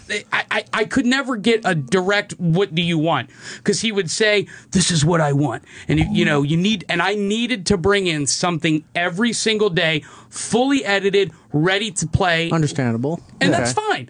But, it would be listened to, and then it would be, oh, this sucks. We can't You go on could the do air no with this. right in this situation, right? And again, no, yeah. All right, we're gonna have to pause you there for just a moment, Rich. Okay. We'll come back to finish that up here. We do have the guys from Funko. We want to talk to them for a little bit. Ben Butcher and Sean Wilkinson. Hi, guys. How are you? We're doing great. Thanks. Good. How are you guys doing? Hi, you got Erik, Matt, and Giddles here. Hey, what's up? And thank you for calling in. We're big fans of pretty much everything Funko's putting out now, because I don't think you can go to anywhere, not even a toy store, but clothing store, Dwayne Reed. Like I said, I was in Walgreens yesterday, and I saw exclusive Punisher and Venom, I believe it was. Everywhere It was you crazy. go is being dominated by Funko, and I got to say, well done with your marketing there, sirs. Yes, they do a great job there, don't they? You do. Did you expect this particular division that Funko has called Pop Vinyl, which are these little figures with big black eyes, and they are pretty much representing everything you could possibly love in this world? Ghostbusters and Star Wars and Simpsons and Breaking Bad, all these different things. There's probably a Funko thing, or it's coming. Where did the idea for this little thing come from, and why is all these companies now being so receptive to? It's pretty much they're throwing their license at you now. Yeah, they are. I mean, we've done, 1,000 at least by now, just with all the customs and the repaints and the various licenses we have. It started actually, interesting enough, from our plush line. We developed a plush line using the sort of simple dot round eyes that kind of had that same feel, a little bit of a sort of square-shaped head. That was kind of developed among several of us, including one of our lead artists, Rob Schwartz. And we kind of, the DC people over at DC really enjoyed the line, loved the look of it. I remember the Joker one. Yes, so you've probably seen it, and they've got some similarity to Pop. In fact, we later called them Pop Plush as we developed the figures. So it was the idea that this was doing great. Let's try to do a vinyl figure out of the same look, and it sort of captures that kind of Asian sort of appeal, that cute, adorable appeal. And so it just kind of started taking off. I mean, it was a little bit slow out the door with the DC stuff, but it was Batman, so people were very interested in it and started collecting this. And then, next thing you know, we're kind of applying it to all sorts of licenses, and before you know it, it's kind of a worldwide craze. And it, in the world of action figures and things like that, it's really hard to come up with a new product that's different, that kind of takes the world by storm like this. So we're excited, surprised, but at the same time, they're adorable, right? I was fortunate enough to get in on the ground floor before this trend really blew up, and wasn't even planned. It was that you guys put out a 4-pack of Simpsons characters, and I'm a huge Simpsons collector and Simpsons fan, so I'm like, oh great, some new Simpsons stuff. I bought that, And then as time went on, all of a sudden I started seeing all these other lines and blowing up. Now, if you look at eBay, those Simpsons, the 4-pack of those Simpsons are a few $100. I'm not selling those things. Those are staying in my basement. But I was just surprised, like, wow, I was in on this before everybody else was, and I didn't even realize it. Yeah, it's again, it kind of started slow, and then the more we sort of added interesting licenses to it, and the goal of it a little bit is to kind of make it a bit of an ironic type of thing, like for instance, Freddy Krueger or Jason Voorhees or something, where you take something kind of scary, gory, adult-oriented, and turn it into this cute, adorable, figure that kids, adults, grandmas, everyone from all walks of life seems to find one that appeals to them. Let me ask you about not only getting all these licenses, but there seems to be every one of these licenses has variants and exclusives, and it seems a lot of other companies are just constantly fighting with you to develop new exclusives like Hot Topics. Loot Crate, Nerd Block put out exclusive ones for that. Like you said, Walgreens has exclusives, and so you get the license, and it's not like, okay, this is as good as we're going to get. People are now paying you on top of those licenses to make alternate versions of these things. Like, where do you see all this going? I mean, what more can you do with this line? we keep asking ourselves that every day, but the exclusive thing is an interesting issue or thing that we deal with, but it drives a lot of those customers. So if you have a Hot Topic or something, a lot of times they're looking for that thing to drive the collector in there that offers something different. So we try to make sure that the exclusives make sense and are from the world of whatever this property is. And then sometimes it may just be more of a kind of an artistic kind of, pop art kind of choice of colorways or, different finishes. But the exclusive thing has really, become quite a part of it, where it's not necessarily just, here and there. It's like each line we're trying to think, okay, what can we do that would be really unique? And in some cases, maybe it's a character or a version of a character that may not be, make sense going out to all the mass market, but for those few fans, hey, go hunt for it, and see if you can find it. So it's kind of it goes both ways. We're coming up with exclusives that we want. Retailers are like, hey, can you do this? And a lot of them have their own favorites too. So it's funny. A lot of our customers are fans and collectors too. So it's a good problem to have, but it's definitely one that we're trying to, rein in to a certain degree. I wanted to talk to you a little bit about, I know we were talking about the Pop, but you have so many different styles now. I mean, I remember when it was just Pop and bobbleheads, right? But now you've got the reaction line, and I think at Toy Fair this year, I saw the Dorbs and the Vinyl Sugar line. I mean, how did the progression from Pop, which was really kind of like the platform, right, that you applied across everything, how did that progress to the Legacy line? By the way, some of the Legacy figures you have coming out are amazing. Like the Firefly ones, I'm a huge Firefly fan. I'm so excited for that line. Pop opens the door.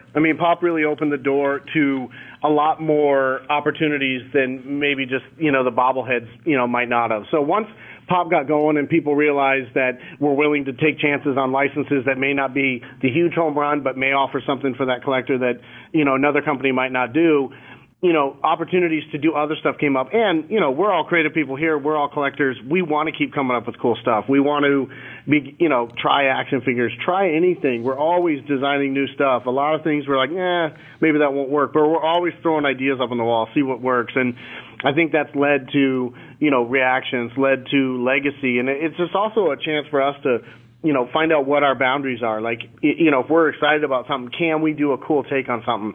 And Legacy, it's a smaller line. Obviously, it's a little bit different, challenge. It presents different challenges than Pop. So, we're trying to see what we can do with it. But, it's fun. But, basically it comes down to if we're fired up about it, we're going to try it. And that has to do with the plush we're doing, the Hikari. We're all fired up about stuff, and that's usually what gets us to do something else. And we don't want to rest on Pop. we don't want to just sit back and go, all right, we figured it out. It's like, no, let's keep going. Let's keep making cool stuff until we're exhausted. Well, I think Legacy clearly is. I mean, all the response that I've seen to what you have out already and what's coming has been great. But I think the Vinyl Sugar stuff that's coming out too, right? Is that the Vinyl Sugar? Is that the proper name? Yeah. That's like the Ghostbusters and like was it the Ghostbusters Big Lebowski? I think, right? Seinfeld. I mean, there's some crazy licenses in there as well. Yeah. And that was bringing in an artist that over from England that we love the stuff, and it was part of kind of expanding even wider beyond our own sort of creative circle, which is a very talented group. But he just had this great look that we loved, that already had a nice following, and he was gung ho to see those get turned into vinyl action figures. So it was a natural fit, and it fit some of our licenses we already had. And that's what's so great about kind of carrying all the licenses we have, and some of the relationships we have with our licensors, that they're anxious to see what the next thing we're going to come up with that can sort of reestablish their figures, reestablish their characters, bring a new excitement to things like Seinfeld, who hasn't been on for years. And so I think that's what we kind of do. We kind of delve into new ways to breathe new life into characters we love and characters that some people have forgotten about. I mean, we've just gotten through doing two Molly Ringwald pop toys, and I can't imagine Molly anywhere has thought they were somebody out there. Yeah, I saw it's the 16 Candles line. Yeah, yeah, and we're doing Breakfast Club too. So we really reached out to some really obscure stuff, and I think people love us for it. We don't always, not everything is selling a million, not everything can be Avengers, but it's great, and it's a thrill for all of us because we kind of get a kick off our bucket list of all our favorite things. I have a question. Go ahead. I have a question. When you say obscure, is there any chance you're going to go as obscure as Zardoz? Zardoz is awesome. Like a giant head that vomits guns. Sci-fi. Yes, that Zardoz. And then there's obscure. That'd be a great reaction figure. That'd be amazing with his little onesie and his. It'd be great. We will throw that in the mix. I mean, you'd be surprised. That means no. Hey, you know what? It doesn't mean no. Actually, yeah. Thank you. Eric was all pointing. He was so happy because he hates Zardoz for some reason.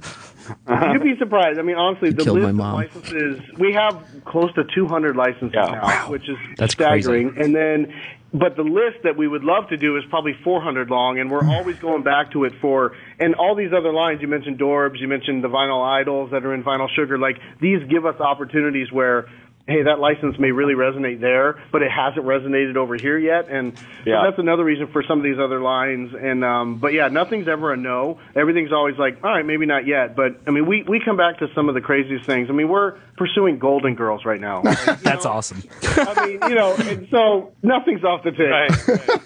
That will sell. But you do have some lines that I want to talk about real quick that are coming out. You got the license for Tomorrowland, which I think that line's going to be huge. And you also have X-Files.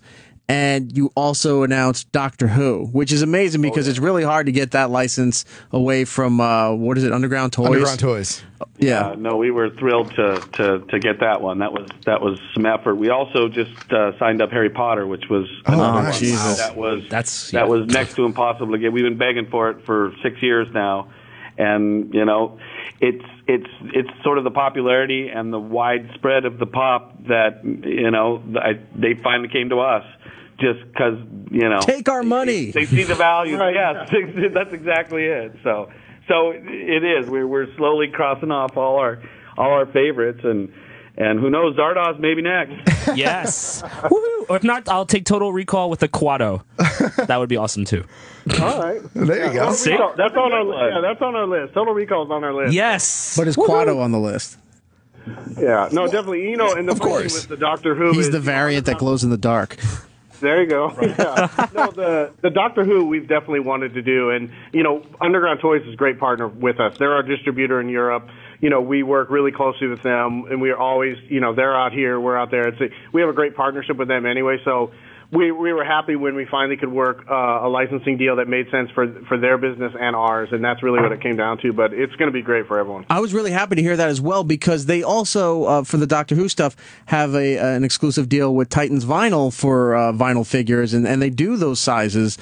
For you to get that license as well is very exciting for me as a Doctor Who fan, and I'm sure a lot of other Doctor Who fans. I want the Funko Weeping Angel. That's the one that I want. Oh, they're coming. I know. We got it in bobblehead and pop. I can't wait. I saw it. I love it. Weeping Angel, and that's great. Again, the great advantage of the pop is when you kind of create your own look and your own little category. It's not necessary. I mean, of course, it's a figure like other figures, but it's not directly competing with somebody else. Like with the bobbleheads, it was a more common format, and so often it was harder to get certain licenses because there were other bobblehead companies out there. But we're the only ones who make pops, and yes, there are other companies out there sort of trying to create their own pop. But it allows us to have a category that slides us into other places without being competition to other companies and creating a whole category for us. So that kind of makes a big advantage for them. I don't want to hear that. Go for blood. So now that you have Doctor Who, and a little bit earlier in the show, before you were on the phone, we actually mentioned that you have Orphan Black coming as well, which I'm also really excited about. Awesome. Yeah, I'm a lover of that show. I worked on those personally. Great show. Great show, and the pieces look fantastic. Again, I have to have a Cosima. I mean, I want all of them, but if I want could a pick one. Oh, yeah. You even know what that is? I do. Okay, just making sure. You don't know Orphan Black, Eric. How about Sherlock and Watson? They are coming. Yes! That's awesome. We just signed that one. Nice. Is there a Shaun of the Dead line? Yes, there is. There's a Shaun of the Dead line in the vinyl idols. Fuck yeah. They look amazing. This is like an Oprah giveaway. This is reaction. And you get Watson, and you get Firefly. Well, it's like, so we have it on the That screen was here, horrible and on like my part. the Magic the Gathering ones keep coming up. I'm like, oh, I just got back into that. It's just taunting me now to buy toys. Well, I've said it before, and I'll say it again. If you're a fan of anything, there's never been a better time to be a collector of anything you could possibly have an interest in, and Funko seems to be leading the way as far as what you may be into. They're killing me this year, Funko. He has a kid that's going to be neglected because of all the stuff you're putting out. I just want you to know that it's on your head. I'm a huge Arrow fan, and I think you have Arrow stuff coming out in the reaction line and the pop line. I'm doomed. I'm doomed. Yeah, I think our company motto is please ignore your kids and family and focus on our products. Well, it's working. I'm just glad I got to take samples home because I don't think I can afford People that. are chanting, stop making things we want. Please let us keep our money. Yeah, exactly. Guys, well, thank you so much for taking the time to call us. I definitely want to check out the Tomorrowland figures when they come out. Obviously, also Doctor Who, as we've said. And the Zardos. Firefly, and maybe a Zardos at some point. Ben Butcher and Sean Wilkinson from the creative team of Funko. They do Pop, they do Reaction, and the Sugar line. Dorbs and Vinyl Sugar. There's just so much to delve into here. Go to the Funko website, and then Funko is also on Twitter. Yep. You can follow that account, and I think Instagram as well. They have it, so you can see all the updates of everything that's coming out there. Gentlemen, thank you so much for calling into the show, and I'm sure we'll talk to you around summertime when it's blockbuster movie time, and there's new Avengers and new all this other cool stuff coming around. Definitely. Anytime, guys. Yeah, just let us know anytime. All right. Awesome. Thank you so much. Thanks, man. Take care. Guys. Take care. All right, talk to you guys later.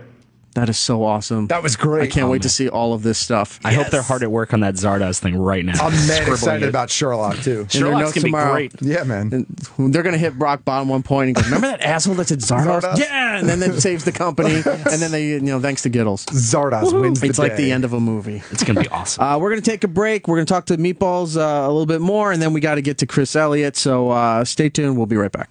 It's Erik Nagel. Erik Nagel.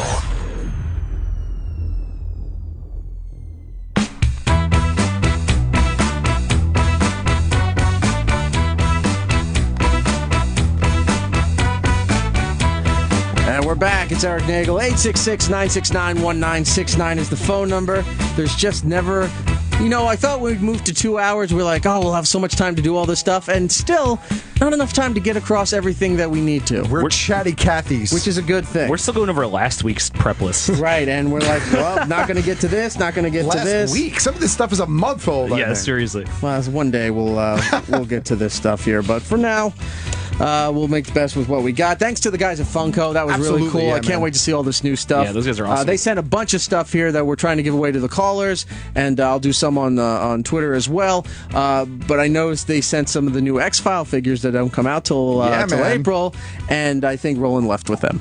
Bastard. He's a huge X-Files He's fan. a ginormous X-Files fan. It's like unhealthy almost. Well, at least they're going to a good home, so I'm happy with that. We are going to return here to the artist formerly known as Meatballs. We'll call you Rich. And he was telling us the story about he used to be the stunt guy, associate producer, any of that title? Or wait, there you are. That's okay. I was strictly just a on-air guy / stunt boy. Stunt boy, okay. Yeah. For the Todd Show, if you're not familiar with the long history of Scott and Todd and the Todd Show with Opie and Anthony and Opie and Jimmy and what have you. So you got this opportunity of a lifetime. You got to come to New York, and unfortunately, he was working on his show. But good opportunity, or so you thought. Then they named you Meatballs. That wasn't really the best way to go for your career, but you did what you had to do. And you did bust your ass. You were out on the streets. You were coming up with all this stuff. Now, how long did you last with the show? I guess it would have been the end of December till the end of August. So, what, 9.5 months or so? Okay. About that. So you run that time period here. Why were you fired? Were you let go? What was what were they telling you? The typical radio firing, I guess, and I didn't understand it at the time. And for those of you who aren't familiar with the New York radio, I mean, that show's changed a lot. Right. And so I guess that was the beginning of the changes for what it is now. But I guess I'll never forget it, too. I left after the show, and it was actually a show I did a good segment, and I was downstairs, I was smoking a cigarette, I was at Dunkin' Donuts, and I get a call, and I never get a call from the PD. He called me and said, "Hey, can you come back up here for a minute?" I was like, that's weird. I'm either going to get fired or promoted, probably fired.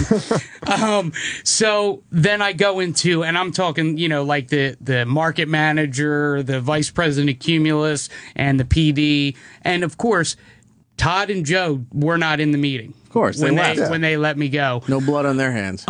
So they just said, "Hey, this is we're going to go in a different direction. We're kind of eliminating the position. It's not, working out." What the excuse was I did a segment where I got in a argument with a cab driver, and they said that the cab driver called and complained about me.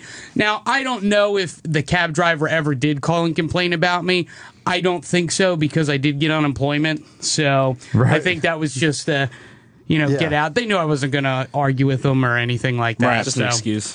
But when I walk out of the building with a lease still for another couple months at, over $1,000 a month and no job. So not even a payoff thing, like a severance package? I got a little severance, but nothing. I paid 2 months of rent, and then luckily my landlord was being real cool, understood, and listened to the show, and was like, "Dude, it's fine. Just give me 2 months rent." So they blamed it that there was a complaint. That's why you were let go. I guess on paper, that's what. If you look at it, that's what it is. But they said something about the direction. So whether it was the cab driver, but I know it wasn't the cab driver because.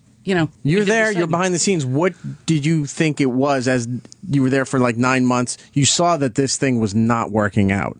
Todd thought he could take the front seat and run, but pretty much what he did was where the way Scott does radio, he sits here and then throws it around the room to get it. Like, he'll bring the story, he'll control the ship, throws it around to get reactions and stories from everybody else. Where Todd wanted that position, but he did the reverse, where he was sitting there and it's like, all right, you guys all bring up stuff to me and I'll hit the punchline and hit the sweeper and then we're out. And those conversations never lasted more. I would say you were lucky if you got to. Yeah. You never hit 5 minutes close. Ever. Unless it was one of my segments where we played a recording. Right. Yeah. So what do you think was the reasoning for the firing? Because it wasn't just you; it was other people who got let go too, right? Right. Now it was me first. Right. In my personal opinion, I know that I didn't gel with the character of Meatballs. Right. That's just not who I am. Right. And I think that I'm really bad at going out and pretending to be a big fat idiot and a buffoon and doing stupid stuff. I don't think that way. So I'd come in with content good, a segment of this or that, and it just wasn't, I just don't think they liked me. I think they hired me thinking I was going to be a great, stupid, idiot, fat version of Brad Blanks, and I wasn't. And I think they were just like, hey, this show's tanking anyway. We're going to eventually get everyone out of here. Let's let this guy go, blame it on a taxi cab lady that said that, she called, which never did, and that's it. So that's my opinion. So did you ever get the sense that there were rumblings in the hallways and stuff that this Todd Show thing was a big fucking disaster?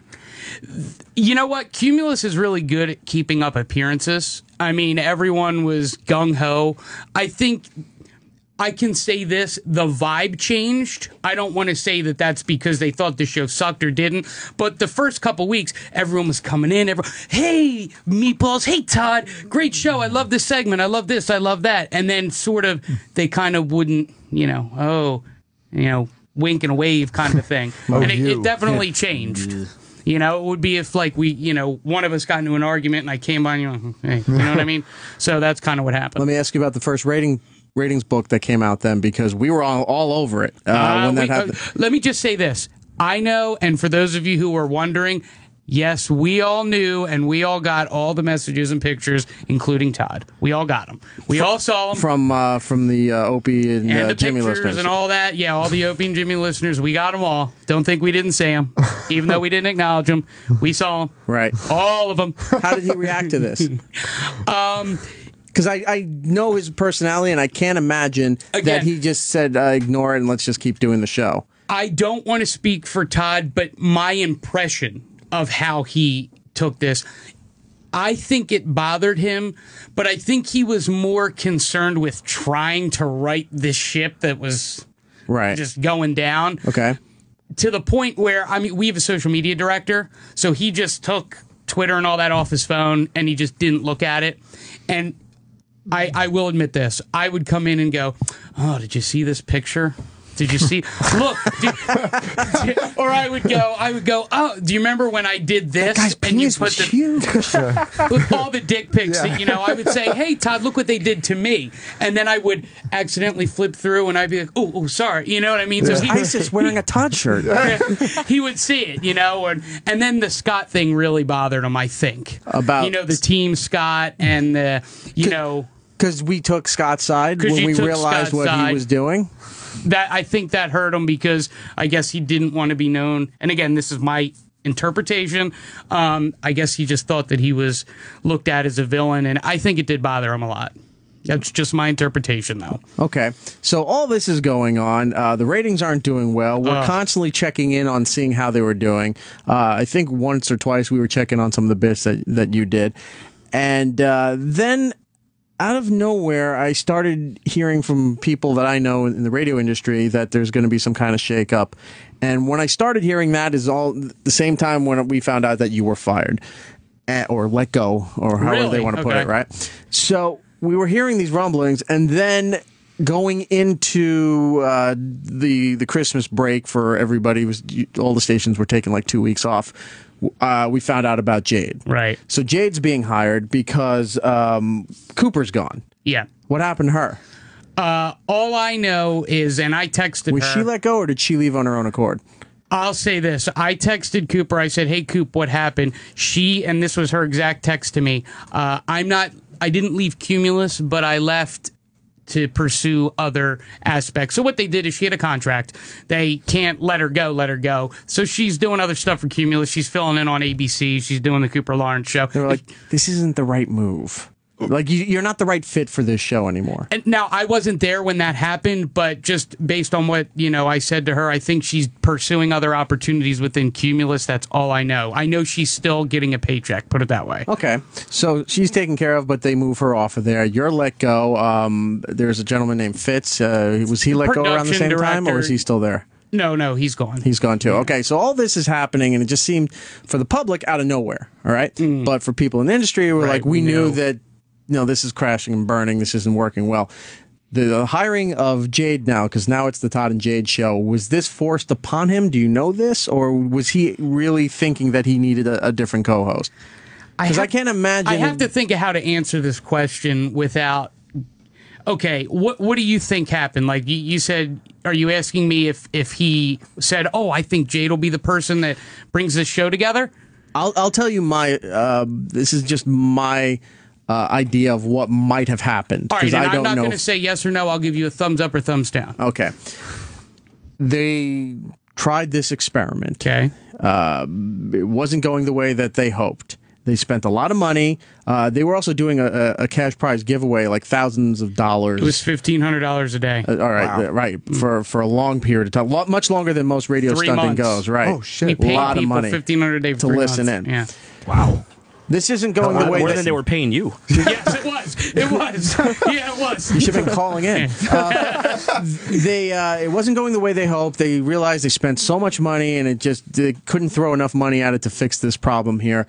So they started thinking, we got to restructure. We got to let some people go. They moved some people off. And then they started to realize that he's not strong enough to hold the brand himself, and the audience isn't there to support him as a solo host. As Scott and Todd, they were around for 20 plus years, and even though the ratings would fluctuate depending, they were 10, solid 10. Like that, they billed enormously. That's why they never were taken off the air, because they brought in so much money that it didn't matter where the ratings were. They were very bankable, and they got everything. And all the sponsors that most radio shows and radio stations don't get, like they had McDonald's, they had Disney, all the what do they call, blue chip stocks and stuff like that, Coca-Cola, they had that. And that was a very unique situation. He couldn't hold that. The company, I'm thinking, started to realize, we tried, this isn't working, we don't see him being here for the long run. Let's try to merge somebody else into this show here to try to give it one last chance of life. And if it doesn't work, maybe the other person coming in will be the person we switch to. This is my thought. And again, this is not from anyone at PLJ or anyone that I know there. I think that that's probably pretty accurate. I think that, and I know that, Todd is a great number 2. Todd... He is a big number 2. Todd has talent. I mean, you don't stay in New York, whether you like him or not. He's been in New York for 25 years. That's hard. Believe me, it's hard. He just, in my opinion, this is just me, I don't think he ever was built to be a host. And I think that what he envisioned was this thing where we all said, hey, Todd, so did you hear about this guy who, got this hat and he lit it on fire and did this? And then he would say something funny and we would be out. And that's sort of what he did with Scott. Scott did the thing, steered the ship, and he kind of just said something funny every once in a while. I think he or hit thought that doorbell sound effect. Or he said all these weird words and these weird names of people, in the phone scams and stuff. And that was him. Oh, wait, real quick. Was he aware of how much we were trashing him for stealing the Jerky Boys voice and all those dumb names where Jim started doing Todd impressions? He knows. He's heard everything.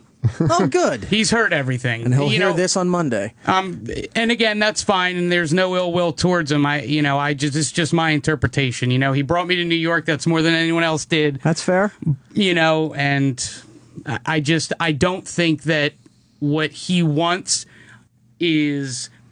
It's not doable on the radio, if that makes sense. We can all have this great idea for a show, but it doesn't necessarily mean it's going to translate. You were so holding back. I can see you straining. I am because and rightfully so. Look, like I said, I don't want to come off like the guy who's got sour grapes and is trashing his boss.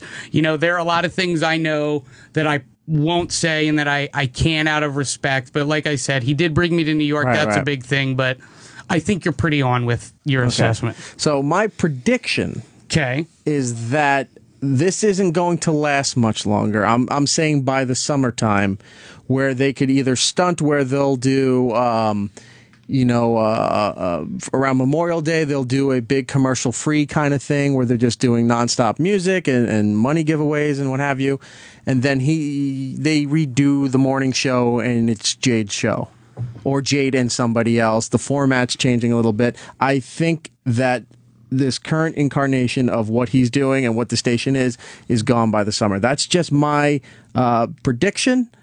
Doesn't mean that it's going to happen, but I'm willing to kind of put, if I was a betting man, I would put something on that. Ooh. I mean, I definitely agree with you in the regard that I don't think it's going to be on like Scott and Todd was on for 20-some years. Mm-hmm. I do know that, I don't know the length of it, but I do know he has a contract, so I think what they're probably going to, if I were to guess, they would probably let the contract go till maybe the last year and then pay him out. But I think they'll pay him out and they'll just say, look, we'll take the hit, whatever the stipulation is, unless he has some kind of like weird Conan O'Brien penalty clause where if you remove me, you owe me $40 million. They went in big on him, man. I do know that, and again, I don't know any money, but I know that the company really believed in him to the point where and his vision at the beginning with the Todd Show, that they went in on him. Right. And I don't know if that's kind of what's holding him back, but I know, deep down, it would kill him if and when that ends. I don't know what he's going to do or where he's going to go. Well, doesn't he have a CD? He has a production company. I know he has Pengill Production. He has CDs that he put out because he thinks he's Robert Goulet, that he's a song and dance man. And and the phone scam CDs and all that stuff, I guess. But, I mean, it's minimal compared to what he's doing now, Anything at this point is a step in the right direction for him, and that's just my opinion. Like I said, it's not good. I've had good interactions and bad interactions with him, but at the same time, he has given me an opportunity that will never go away. I get that. I understand the that respect angle that you're giving for the opportunity, but do you hold any kind of resentment for the way that you were let go? The fact that he couldn't even be there to talk to you face to face. Did he even talk to you as soon as you're firing? So you haven't heard from him since? I haven't talked to him since the last show I was on. See, I actually haven't talked to him since the last segment I did. That is a coward move. I will say this. Because he had other people do it, because he was pushing for this, and like, this guy's not working out, and doesn't even have the balls to fucking address you and say, look, dude, I appreciate what you tried to do here, or even if he didn't like what you were doing. Right, he could have said, Rich, you suck. You sucked. Right. You're not a fit here. We're going to let you go. He didn't even take any kind of opportunity to talk to you, be it positive or negative, and that is a coward fucking move. I think I agree. I wish that he would have called me, because I do know he called the other people that were moved or changed or let go. Right. And I was the only one that he didn't call. I get it. The guy's not a fan of mine because, again, I was not a fit for what he wanted me to do, and I couldn't do it. Again, I'm grateful for the opportunity, but he didn't like me, and I get that. But at least go, hey, look, I couldn't be there. Make up bullshit. Make up a reason. I had a meeting, and then just say, thanks, it didn't work out. I'll give you a recommendation. I had to get a recommendation from the EP, and that doesn't hold as much weight in the industry if you don't know who he is, from him, So I just wish he would have called me and said, hey, it didn't work out. I think you suck. You're not a fit for me. Because I didn't even get anything from anyone until a text 2 days later from Joe, the executive producer. So I still keep in contact with everybody except Todd and Joe. But you don't hear from Joe either?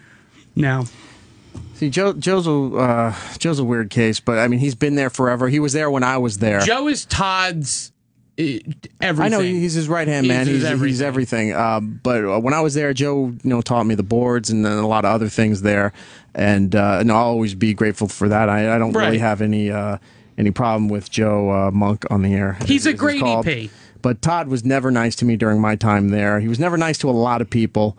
I'm not really talking out of school. I'm not trashing the guy as far as anything being unfair. I'm only talking about my own personal experience, that anytime that I've had to interact with him, and this was during a time, too, where one particular incident, and I've said this on the air a few times, where I'm in the main studio, Scott's in there, and the way the studio used to be built was that he'd have what they call a daisy chain, which was 6 cart machines, like in a semicircle, and they would all trigger the next thing for commercials and songs and what have you.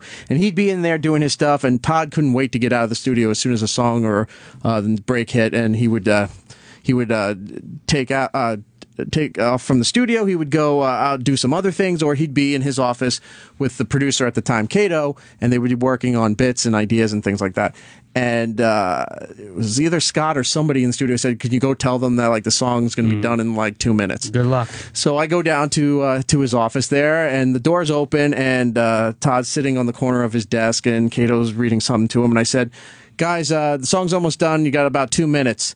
And Todd just got off the desk, looked at me, and then slammed the door in my face. And I went, "Okay." So I didn't even bother telling the rest of them there. Saw him came back, and all of a sudden I see him.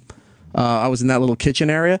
Bolt out. Oh, okay. At 2 Penn? At 2 Penn, Okay. right. Bolt out and run back into the studio because he had no idea. And Scott came back on the air and what have you there. But I mean, it's just like, it was things like that. And then when they did the summer diner tour, he was a dick. And then again, that's my own interaction with the guy. So from my own personal experience, I've lost a lot of respect for that guy. I know he's accomplished a lot, but yeah. From my own personal interaction, I lost a lot of respect for the guy, and then when to hear that only further strengthens my my vision of him that this dude is just whatever. I've had extremely good and extremely bad experiences with him. I do understand what you're saying. The way, in my interpretation, that he works is he has his people. When we first started, he was great to all of us. We were the Todd Show. But I think everyone else, he kind of kept his distance from, for whatever reason. That's my interpretation. It may or may not be true. Then as this thing got on, and I think he realized I wasn't a good, dumb, fat guy who didn't do anything, he was like, well, I hate this guy because he's not a good, stupid, fat person. So he sort of distanced himself from me. And then anything that he would have to say to me would go through Joe or something. And then it sort of happened like that.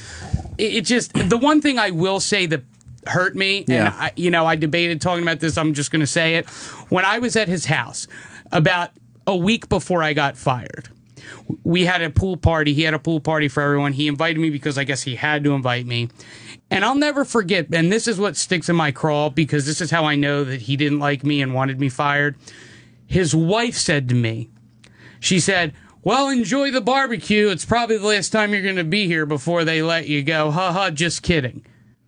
Oh, oops. Now, that's called foreshadowing. Well, and you know what? I actually left, called my mom and said, dude, this is what just happened to me. My mom's like, just let it go. She was probably just playing. I said, Mom, she's not playing. Yeah. He said something to her, so it was planned. And he knew. Yeah. Why would she say that? And so I wish he just would have called me and said, I wish he would have called me and said, I hate you. I don't care. Right. Something. And then to have his wife say that to me at the party when we were all supposed to be having a good time, she said it to me at the beginning of the party. So I had the whole day She's thinking, about as pleasant as he is. right, knowing about I'm going to get fired now. Oof. And then I get fired and I hear nothing. So that's my experience with Todd. Now, other people love him. So that's my experience. I don't know who those people are, but I'll take your try. word for it. We're running out of time here. Rich, thank you for coming on the show here. I'm sure there's a lot of other stuff we could have went into here. And to the listening audience, this is not something that we normally do on this program. This is just something from my own curiosity and being a radiophile and all that. And hopefully you got to understand and maybe enjoy some behind-the-scenes things on how this industry works. And it's not all that it's cracked up to be at sometimes. Sure. A lot of times it's the greatest thing that could ever happen to your life. But thank you for telling me your story as much as you could about the whole Meatballs dilemma. You have another gig now? Are you looking or what? No, I mean, I'm still looking. I got an email from a couple consultants, so I had to turn down a couple jobs, but I'm still looking. I guess I have the high hope that one day I'll get back to New York, but I doubt it. Where are you on Twitter? What's your address? It's Rich McClain 929. Spell McClain for everybody. MCCLAIN 929. All one word. Rich McClain 929. Okay, so if you want to talk to the artist formerly known as Meatballs, real name Rich, you can reach him out there on Twitter and say hi and what have you. I'm sure he has other people. I'm seeing Twitter here. People are asking everything between like his personal life, which we're not going to get into. Then somebody's asking what kind of cologne Todd wears. Why? I don't know why that's important. But what Versace blue jean. Of course it is. Wow. Anyway, so thank you so much, man. We'll definitely talk to you down the road at some point and get an update of what you're doing. And best of luck to you. Thanks so much. Matt, any plugs for you? No, you can just find me on Twitter and Instagram, Geek Stuff OG, and Geek Stuff, bkgeekstuff.com for the podcast that I'm on each week. Do we have an announcement for the appearance that we're doing, the Geek Flea Market? Yeah, we could say April 18th in Kearney, New Jersey, if you're local to New York, New Jersey. There's this awesome little kind of event that goes on in a church basement, but it's guys selling off their old toys and collectibles and some really cool artists that do some original stuff. stuff. It's very pathetic. I'm just going to point that out now. But it's fun. It's a lot of fun. It's a fun day, and I'll be hanging out there all day. I think Eric's going to be hanging out there all day. I have a lot of stuff from my own personal collection that I will be getting rid of. I'm trying to convince Giddles to come out. Oh, I'm going to come out. I'm totally going to come out. So there you go. I think Lisa's going to come out too. So Lisa Corral. You can come and hang out she'll with come us out, and we'll all be out there. It'll be a good time. Selling our wares. That's right. To get rid of this stuff. Giddles, do you have anything you need to promote? I have nothing to promote, Eric. No chili cook-off? No, actually, in a month I have a macaroni and cheese takedown April 12th. So mark your calendars now. Get hungry. It's going to be delicious. It's Gittlebase on the Twitter and Instagram, and I am eRock Radio on Twitter and Instagram. I do apologize that we did not get to talk to Chris Elliott, but I decided to go in this direction for tonight. I think we'll do we'll try to do it next week. Also next week on the show, Rose McIver. If you're not familiar with who she is, McIver. I now was trying to get that sound drop, and I couldn't get it today. She's now the lead in the new series iZombie, which is going to be on the CW based on the comic books. Cannot wait. And we'll talk to her next week as well. And there's just... Look, we're in a good place where we've now had a 2-hour show, and we still don't have enough time to cover everything that we need to cover. I think we'll be talking to Brian Lynch next week, too, the gentleman who's scribing the new Bill and Ted comic. That's exciting. And that's kind of cool. Minions he's worked on a bunch of stuff. Not just Minions, the Minions movie. The Minions movie, that's coming out. Yeah. That's like the origin story. Okay, I gotcha. And he's doing the Bill and Ted's comic now. And he's got a bunch of other comics. He's a great guy, and I think that'll be a lot of fun. That's awesome. Well, thanks to everybody here at SiriusXM, and thank you for all of you out there that will listen to this program. We do appreciate it. It will be up on SiriusXM on demand, probably within a couple hours. So if you want to check everything out, until next week, ladies and gentlemen, we'll be seeing you. And that's all the time we have. Follow Eric on Twitter, Facebook, and Instagram at eRock Radio. The show should be back next week. Maybe in 2 weeks. Who the hell knows around here anymore?